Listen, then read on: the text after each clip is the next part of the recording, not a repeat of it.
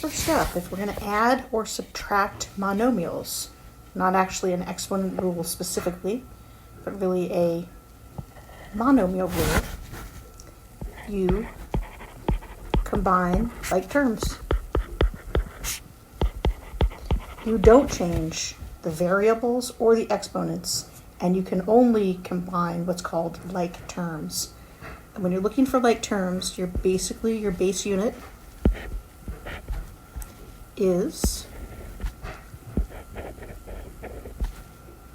something that is a variable raised to a specific power.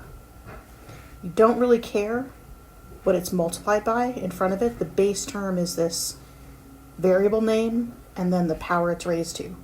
So you can combine an x and an x because they're both really raised to x to the 1. And so to do that, we basically have 17 x raised to the first power, and we have 25 raised to x raised to the first power, and we want to subtract the second from the first. So we basically have 17 minus 25 of these x to the first power terms. So if you do that subtraction, you end up with minus 8x. We don't usually write the x to the 1, I just did that for the example. Our second example here, we can look at our variables, we have y, and it's raised to the second power both times. And so we have minus 23 of these y squared terms plus 6 of these y squared terms, which is equal to, let's see, minus 23 plus 6 is going to be minus 17y squared. So again, you just look and find all your like terms, and you can add them and subtract them straight up, but you cannot combine.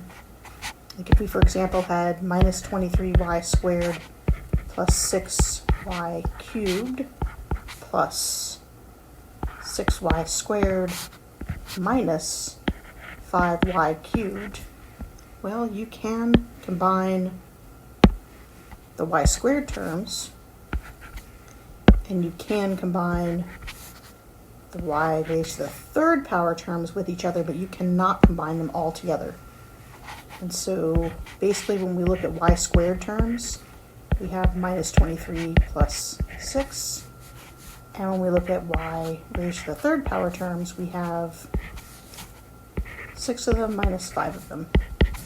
So this is actually just a new example. Let's call this example number 3. And so it results in minus 17y squared plus y cubed, or minus 17y raised to the second power plus 1y raised to the third power.